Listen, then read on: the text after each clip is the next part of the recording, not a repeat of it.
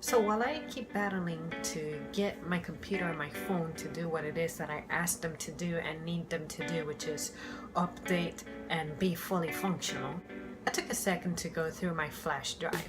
This flash drive I've been using since the year 2009. And during those years I was still in school. And I happened to come across a fine piece of documentation from January 4th, 2012. And it is entitled The Hurried Child. This was a topic that we were discussing in our teacher cadets class, and what that class did is anybody who had the interest or just wanted to know more about the education system in general, you took this course and it would sort of help you to have an idea of what the state of education is. And if you're interested in becoming a teacher, this would pretty much give you an introduction to the kinds of things that you have to be aware of when you consider being a teacher beyond your 8 until 3 schedule, grading papers, having a plan, teaching a class. This went deeper into the political aspect of being a teacher. So this essay actually turns out to be incomplete. I don't know why it's incomplete. I don't remember it being incomplete, but for the sake of time and just so that you guys have an idea of what I used to think like back then, let's just go over what I had to say, or some of the stuff that we discussed and I expanded on and came up with, and whatever. It's been a long time. One of the things I mentioned was that some children are hurried, and the hurried child, it's about how it seems like kids these days are not getting to be kids. It's like we are educating them or trying to get them to a certain level when mentally they're not there yet. Because you're children, you're growing, you want to play, your attention span is limited, and some stuff you just don't grasp at such an early age. But it seems like more and more we're trying to expose them to things that will make them valuable and marketable in the future, which I hate to say it is important this day and age, because you need to survive, and to survive you need to land a good job and whatever. But anyway, so one of the things I said was ways that children are hurried nowadays is in the clothing industry. For example, the kinds of clothing that are manufactured for adults are also being manufactured for children. Girls can get lingeries. It's a funny word I can't say. They can get lingeries very effortlessly these days, and short pants are also available at very low lengths as well. Children can also wear designer clothes, and since those are marketed and advertised all over the place, they think that is what they must wear no matter what, and that is not necessarily true.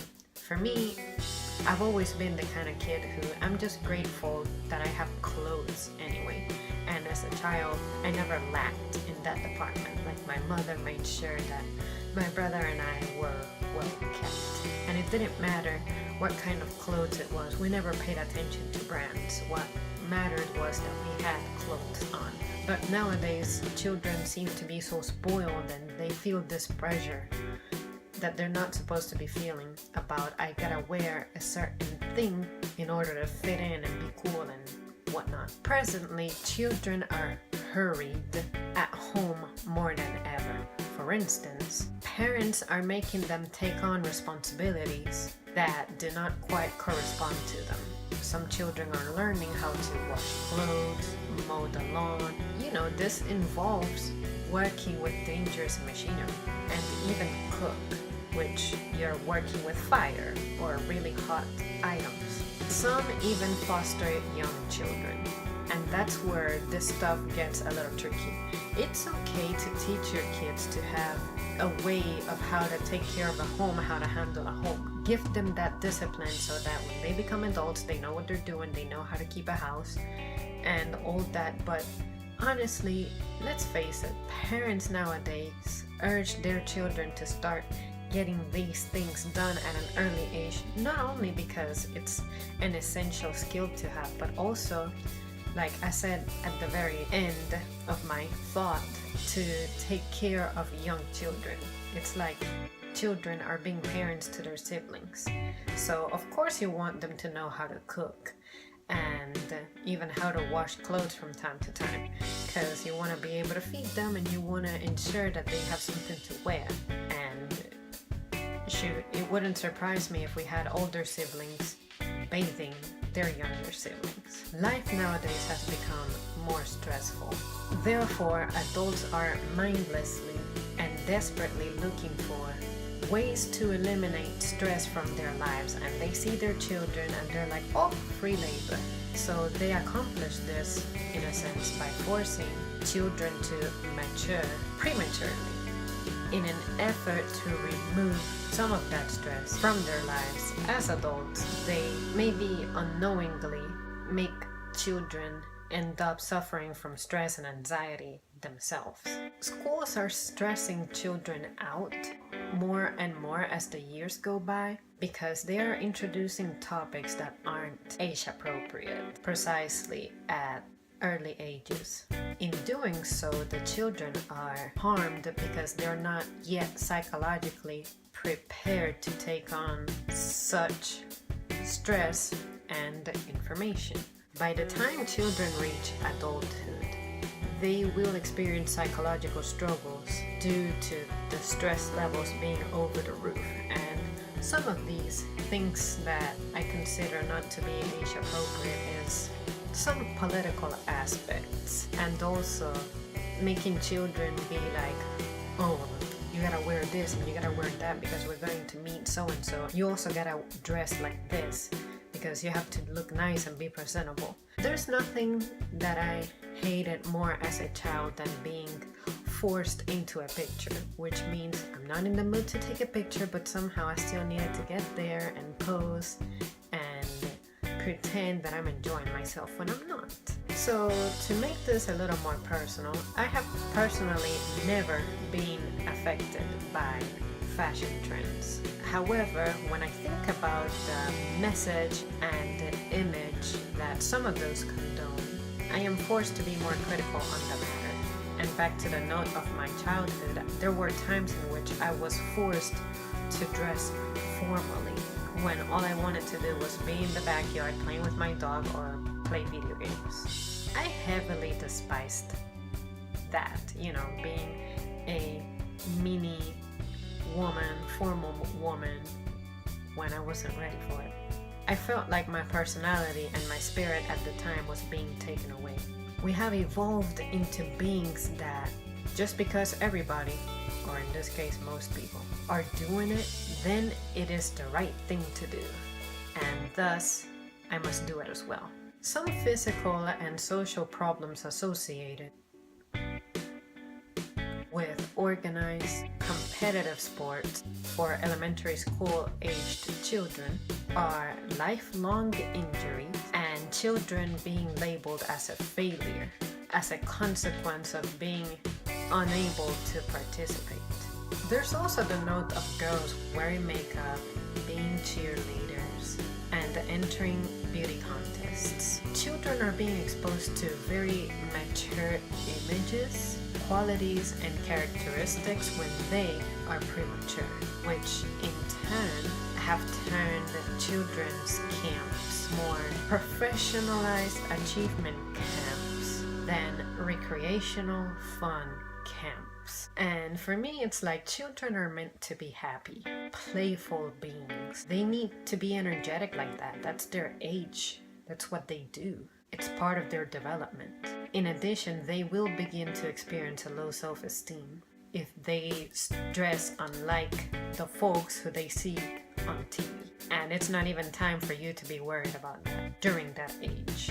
And the fact that girls are wearing makeup and little boys are playing youth league football contribute to stereotyping in a sense.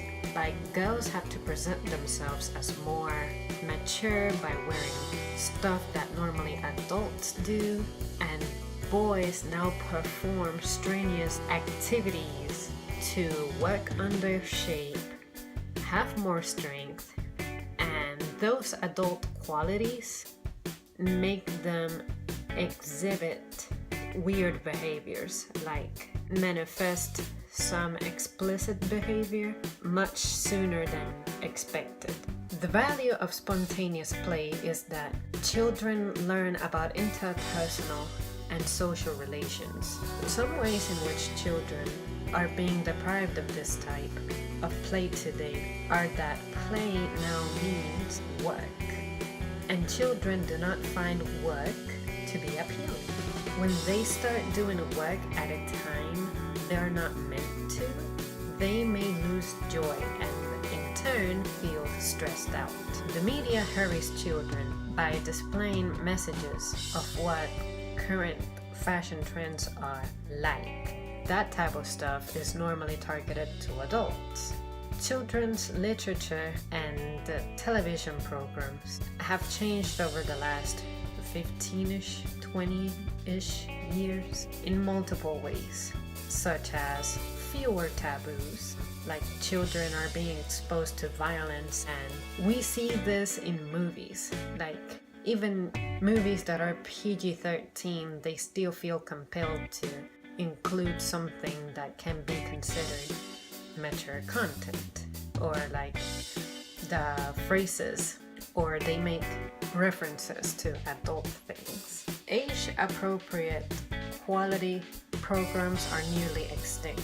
Nowadays, you have to wait exactly until like Saturday, and that's probably the only day of the week that in the mornings you have stuff that you can be like, okay, children can watch this. I don't know because I don't watch TV anymore, but the last memory of having watched TV that I have is like that. And nowadays with the internet and all that, it's like all of that focus is shifting now. And presently television is now divided into like different categories to where you can find a particular channel and they are exclusive with their content. It's like this will always feature content for children, and this stuff will be for, you know, more mature audiences, stuff like that, which is a good thing, but you still feel a certain degree of concern as to what direction these things are going. Alright, you guys, so that is all that I have in this matter. What do you think? Can you relate to anything that I said? Anything that you want to add? Let me know. I'd love to read from you guys. This is something that every time I think about this, I'm like, wow, when my time to be a parent comes, I'm gonna struggle. Alright, you guys, thanks so much for watching, and I'll see you soon.